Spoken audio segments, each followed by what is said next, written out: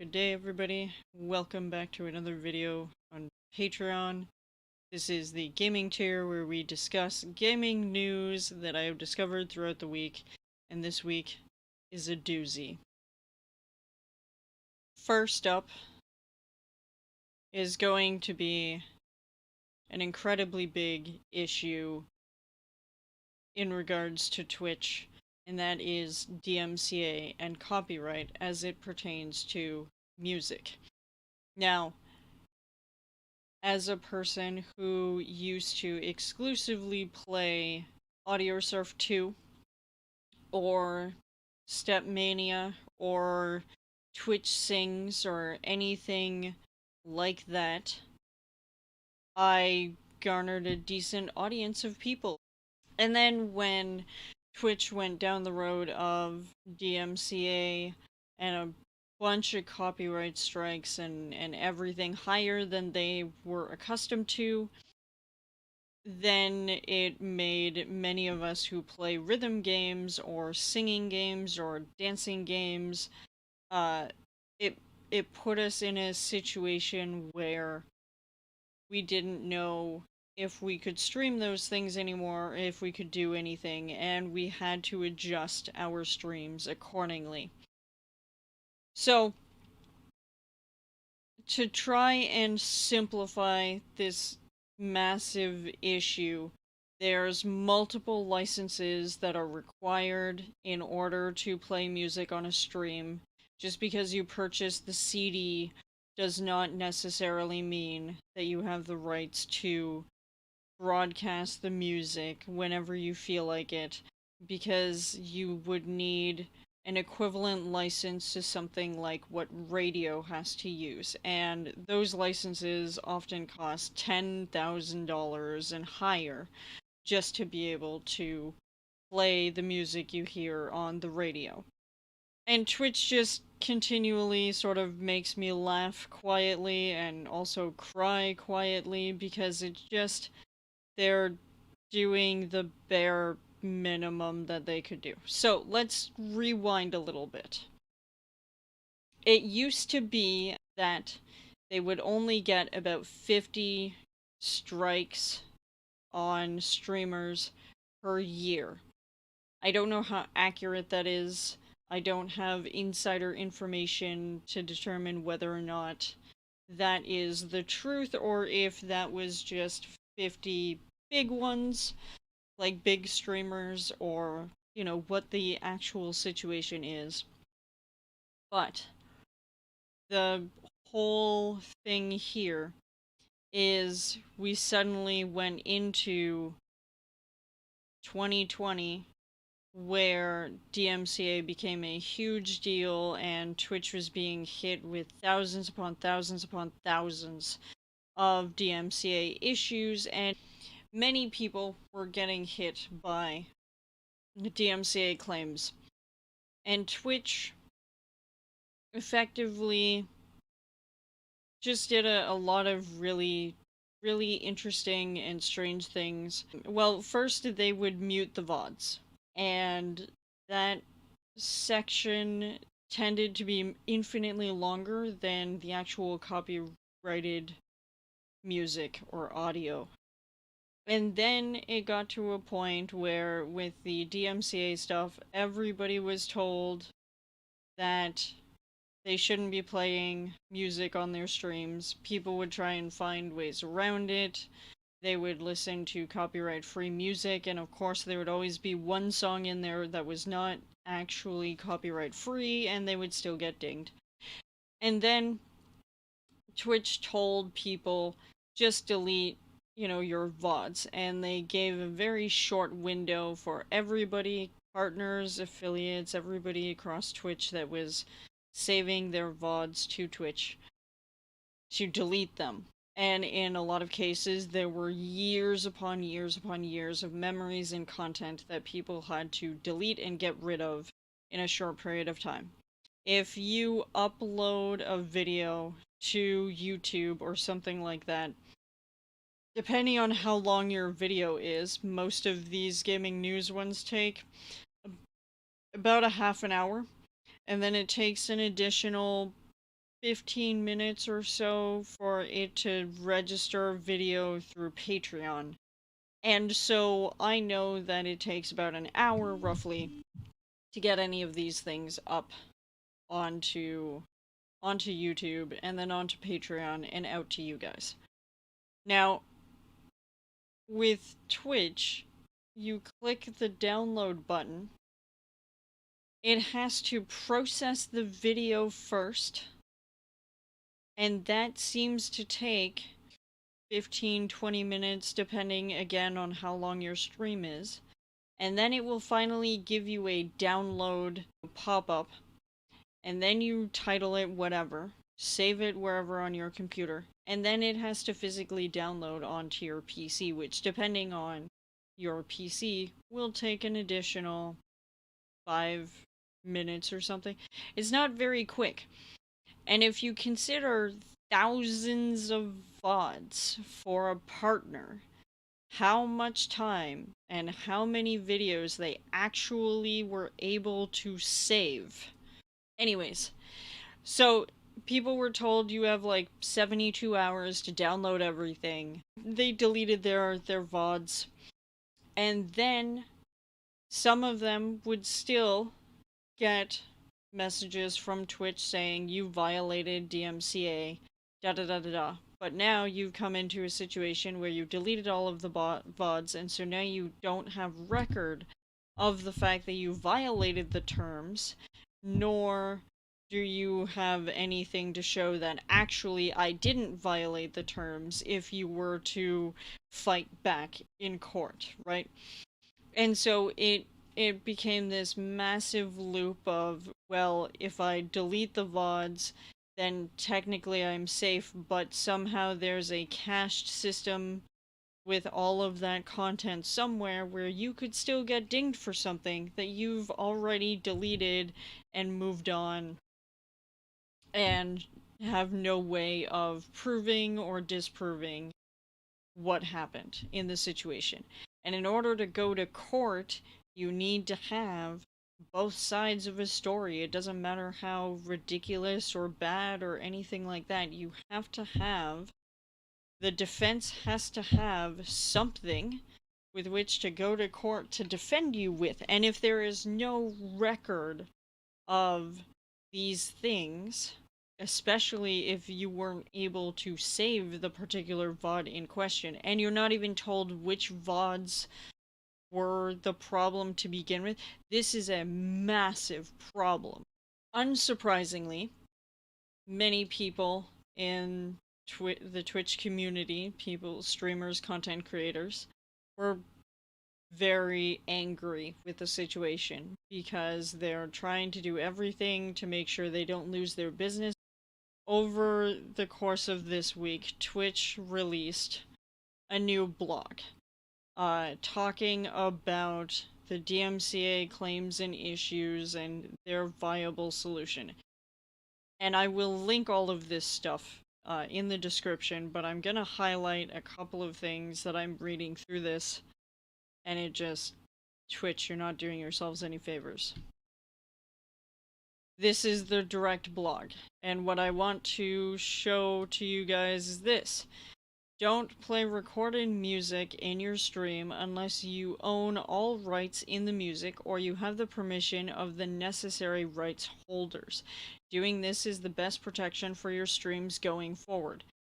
If you're unsure whether you own all of the rights, it's pretty likely you don't. If you want to include recorded music in your stream, use a fully licensed alternative like Soundtrack by Twitch, or other rights-cleared music libraries such as Soundstripe, Monstercat Gold, Chillhop, Epidemic Sound, and No Copyright Sounds. Now, I have multiple issues just with this one paragraph, never mind the rest of the article. But the first thing is, don't play recorded music in your streams unless you own all the rights. I'm sorry, what?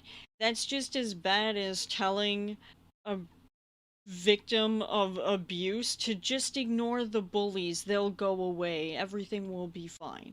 It's just the, don't play music, you should be fine, don't worry about it.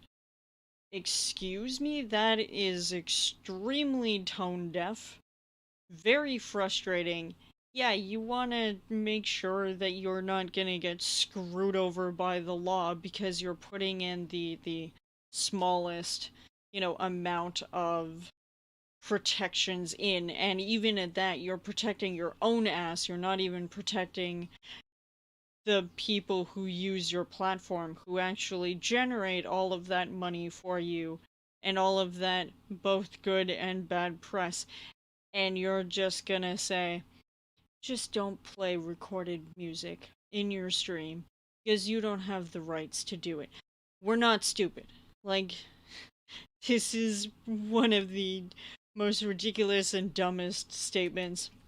We already know this. How are you going to protect your streamers and your content creators and ultimately protect your business? Because if you continue to make these missteps, people are gonna do other things. There's already people who are making more money through different streaming platforms, through other content creation, through doing a multitude of different things. It's gonna get to a point where if Twitch doesn't fix their shit, people are gonna walk away. And they're gonna do it in spades, and Twitch will crumble. And I don't necessarily want that to happen because I've made a good community of friends through Twitch and learned a lot of very useful skills because of Twitch. But if you continue to abuse your people, they will walk away.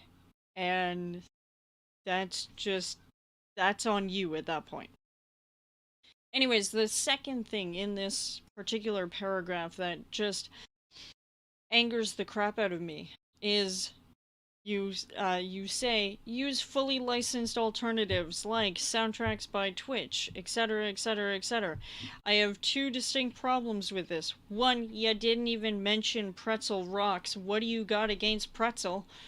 They're extremely good as well, and we know you know they exist. Why are you shafting another good alternative for music where you have multiple radio stations that are not just the EDM that everybody plays on stream all the time now? You don't get very many streamers who play awesome, music like metal. You don't get the differences by going into a streamer and going, hey, you're listening to like Bollywood style music, that is awesome, or K-pop is huge, and you're crushing these things by just giving us generic EDM style beats, thinking that you're, hip. But even still, like, you need to give people options. And I do listen to Chill Hop, I do use it on occasion. Chill Hop is awesome. This is important. You need to give people options, and there are different libraries. So the second thing that I have issues with is soundtrack. Soundtrack. Yeah, let's talk about soundtrack. You want us to use this. So last year they released soundtrack saying rights cleared music for all Twitch creators. Okay, interesting. So it looks like a Spotify lookalike. You've got different things. See, the electronic, the dance. That's all there. Stream worry-free. Soundtrack's vast library of songs from fresh independent artists are all cleared for worldwide listening during your live streams. Music from Soundtrack is separated into its own audio channel, so you can play music on stream without worrying about your archives being muted or receiving strikes against your Twitch channel, or wherever else your content may go. Okay. Really? Are you sure about that? Here's an article by The Verge. And this article is quite interesting. This was published in 2020 as well in November. This says, The music industry wants Twitch to come to the negotiating table and pay for the licenses it needs to allow streamers to easily use copyrighted music on the site. The industry also wants better, more proactive copyright enforcement on the platform. Something like YouTube's Content ID system, which is a whole other bag, by the way, which is very aggressive and problematic in its own right because of it. Twitch, however, has attempted to find a technological solution to its copyright problem. An ambitious product called Soundtrack, which was released in beta to all creators on October 19th, the day before Kate Stark got her copyright infringement notice from Twitch. So this woman received a copyright strike or notice on her Twitch account for a VOD, also was in the mass group of people that had to delete thousands upon thousands of videos and memories off of Twitch in order to protect herself, and she still got this notice. Anyways, the music industry isn't happy with that development. The letter that Variety published takes direct aim at Soundtrack. We are confounded by Twitch's apparent stance that neither sync nor mechanical licenses are necessary for its Soundtrack tool, the industry groups wrote, referring to the standard licenses that allow music to be used and reproduced in various ways. Generally speaking, sync rights are necessary for music to be used as background to visuals, and mechanical rights are the right to reproduce a song onto physical or digital media, like, say, a CD or a stream on Spotify. And then, later in the letter, Twitch appears to do nothing in response to the thousands of notices of music infringement that it has received, nor does it currently even acknowledge that it received them, as it has done in the past. Twitch contends that Soundtrack is fully licensed, but the music industry disagrees. And its subsequent outrage is instructive because it suggests something more serious is on the horizon. In the meantime, streamers like Stark are caught in the crossfire. What does that all mean? Twitch did not get the licenses in order to use the music that it provides on Soundtrack. You see the problem. If you use Soundtrack, you could still get hit with a DMCA claim. And on top of that, if the VODs are muted or deleted or whatever, you still don't have a way to fight it. Right. Okay, Twitch, that's wonderful. Don't use Soundtrack. So then I stumble across this. Again, it is an article from September of 2020. This is from someone who works with Pretzel. Twitch Soundtrack uses loopholes to avoid paying musicians fairly. If you read between the lines of incredibly well-crafted marketing, there are some glaring issues about Soundtrack that they are talking around. As referred to in this Forbes article from 2 years ago, to properly license music for live streaming and VOD content, you need 3 licenses. From the record labels, you need a master use license. From the publishers, you need a public performance and synchronization. There is also another license needed to play the music in the desktop music player itself. This is called a mechanical license. Twitch does pay public performance. It does have, in fact, a blanket performance license with performing rights organizations such as ASCAP, BMI, and CSAC. However, usage information is not provided to the performing rights organizations, requiring the pros to treat the performance royalties under the terms of black box income. What this means is that even though musicians' music is being played all over Twitch, Twitch doesn't report what music was played to the PROs. Therefore, the PROs can't pay the royalties to the proper musicians. This leads to a situation where a small indie label like 99 Lives can have literally tens of millions of plays on Twitch over the past couple of years and haven't received a dime from the Twitch Performance blanket license. Wow. Twitch soundtrack is non-interactive to avoid paying mechanicals. Twitch soundtrack will never have the ability for you to create your own playlists. You will never be able to search for a song you want to play. You will never be able to go back to the previous song, and you should not be able to jump around or seek within a song while it's playing. These features require the desktop music player to be interactive. The reason Twitch wants to keep soundtrack non-interactive is so that they can classify it as internet radio. This is a loophole that Twitch uses to avoid having to pay mechanical licensing to the musician. And then finally, Twitch soundtrack does not have a synchronization licensing. Music played from Twitch soundtrack can only be in your live stream, which is stated directly in Twitch's FAQs for soundtrack. This is because Twitch soundtrack has not bothered to secure synchronization rights for all of the content in the soundtrack catalog. Twitch is using a legal loophole called ephemeral use to skirt the responsibility of paying sync licensing to musicians for a live broadcast.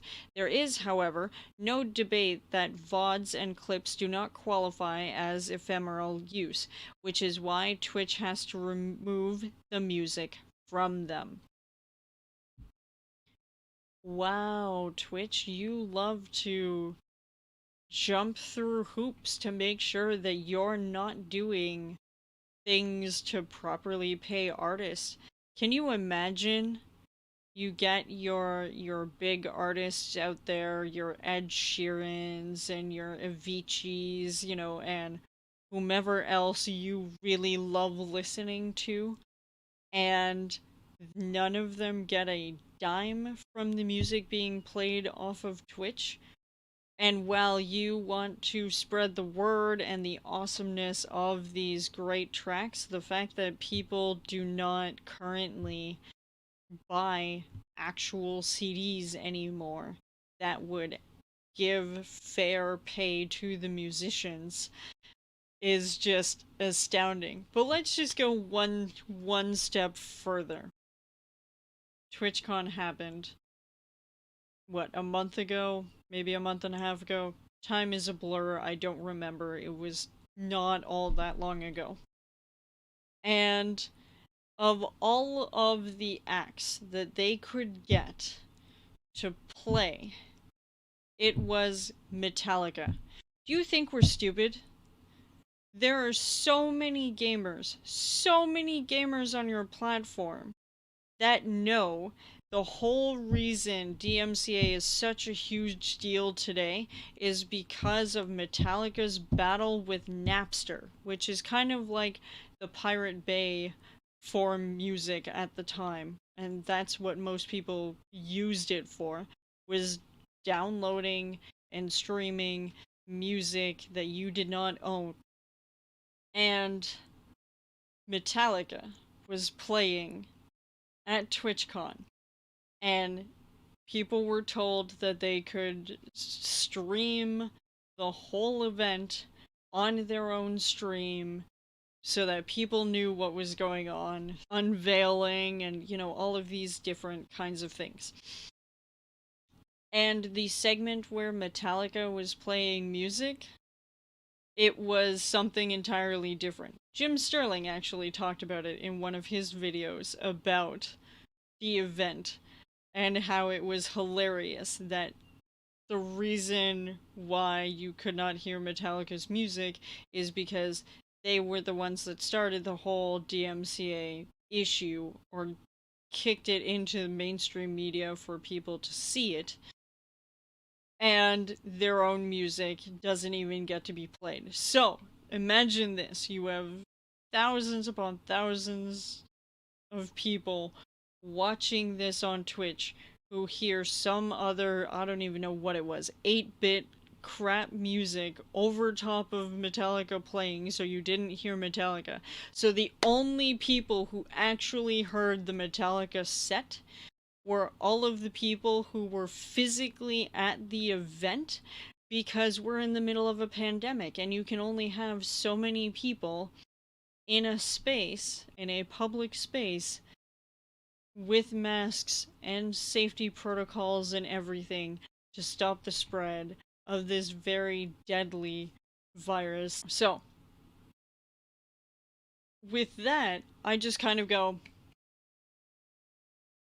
bravo, Metallica. You made yourselves more of a laughingstock group than you ever were before because of this hilarious irony. And on top of that, the fact that Twitch decided, oh, we're going to show exactly how this whole thing works so that you guys, are protected and safe. We're gonna play some other crazy music over top. So Metallica doesn't even get, revenue or anything from all of those plays to begin with because they don't have it set up. I just, I am so, so angry. So angry with Twitch. There's more. I will include one other article to talk about this whole issue. But I just want to say one last final tiny thing about this situation. So the blog post that they released on the 11th about copyright and DMCA on Twitch is, creators, we hear you. Your frustration and confusion with recent music-related copyright issues is completely justified. Things can and should be better for creators than they have been recently, and this post outlines our next steps to get there.